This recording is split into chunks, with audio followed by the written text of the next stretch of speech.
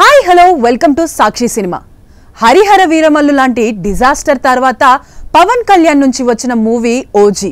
3 ఏళ్ల క్రితం శ్రీకారం చుట్టుకున్న ఈ సినిమా పవన్ కారణంగా ఆలస్యమైంది. ఎట్టకేలకు కొన్ని నెలల క్రితమే షూటింగ్ పూర్తి చేసుకుంది. అన్ని కార్యక్రమాలు పూర్తి చేసుకొని నేడు అంటే సెప్టెంబర్ 25న ప్రేక్షకుల ముందుకొచ్చింది. ఈ సినిమాపై పవన్ ఫ్యాన్స్ భారీ అంచనాలు పెట్టుకున్నారు.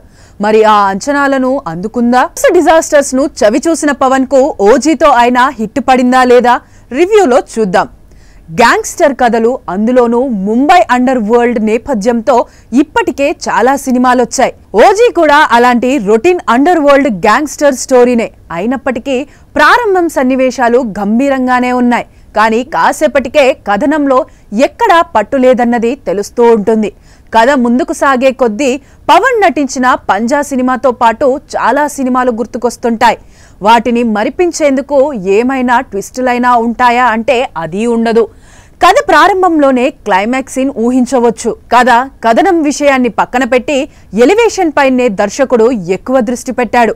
ప్రారంభంలో ఆ ఎలివేషన్స్ ఆకట్టుకున్న ప్రతిసారి అలాంటి సీన్లే రిపీట్ అవ్వడంతో ఒకానొక దశలో చిరాకు అనిపిస్తోంది. యాక్షన్ సీన్లు కూడా పవన్ గతంలోనే చేసిన సినిమాలనే గుర్తు చేస్తాయి. ఇక లాజికల గురించి మాత్రం అస్సలు ఆలోచించవద్దు.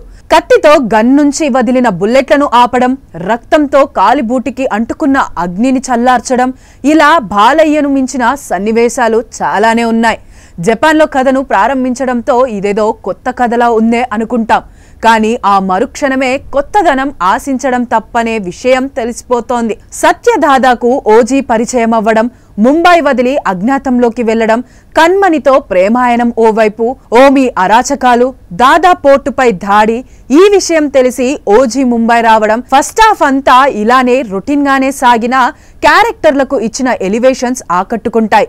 ఇంటర్వెల్ కి ముందు వచ్చే యాక్షన్ సీన్ ఫ్యాన్స్ కి కిక్కిస్తుంది. ఇక సెకండ్ హాఫ్ మొత్తం ఊహకందేలా సాగుతోంది. ఫ్యామిలీ సన్నివేశాల్లో ఎమోషన్ మిస్ అయిందనే ఫీలింగ్ కలుగుతోంది. ఎలివేషన్ మీద పెట్టిన శ్రద్ధలో సగమైన ఎమోషనల్ సీన్లపై పెడితే బాగుండేది. రక్తపాతం జరుగుతున్నా, కీలక పాత్రలు కనుమరుగవుతున్నా ఎక్కడా జాలి, బాధ కలగదు. ముగింపు కూడా రొటీన్ గానే ఉంటుంది. పార్ట్ 2 కోసమే అన్నట్లుగా క్లైమాక్స్ లో ఓజీ ఫ్లాష్ బ్యాక్ కి మరో ఎలివేషన్ ఇచ్చారు.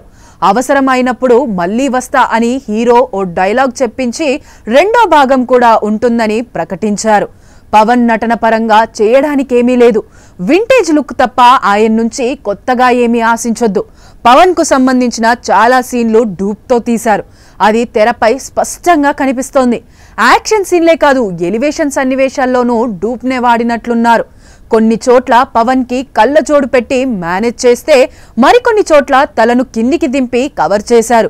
ఈ విషయాన్ని పక్కన పెడితే ఫ్యాన్స్ కోరుకున్నట్లుగా పవన్ ని తెరపై చూపించడంలో దర్శకుడు సక్సెస్ అయ్యాడు. ఇక విలన్ ఓమీగా ఇమ్రాన్ హష్మీ బాగానే నటించాడు. ఇక కన్మణి పాత్రకి ప్రియాంక మోహన్ న్యాయం చేసింది. తెరపై కనిపించేది కాసేపే అయినా ఉన్నంతలో బాగానే చేసింది. సత్యదాదాగా ప్రకాష్ రాజ్ తనదైన నటనతో ఆకట్టుకున్నాడు. గీతగా శ్రీయారెడ్డి మరోసారి డిఫరెంట్ పాత్రలో కనిపించి మెప్పించింది.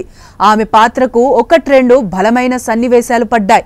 తేజ్ సప్రు, సుదేశ్ నాయర్, హరీష్ ఉత్తమ్, రాహుల్ రవీంద్రలతో పాటు మిగిలిన నటీనటులు తమ పాత్రల పరిధి మేర నటించారు. సాంకేతికంగా సినిమా బాగుంది. తమన్ సంగీతం ఈ సినిమాకు ప్రధాన బలం. రొటీన్ సన్నివేశాలకు కూడా తనదైన బీజిఎంతో హైప్ తీసుకొచ్చాడు.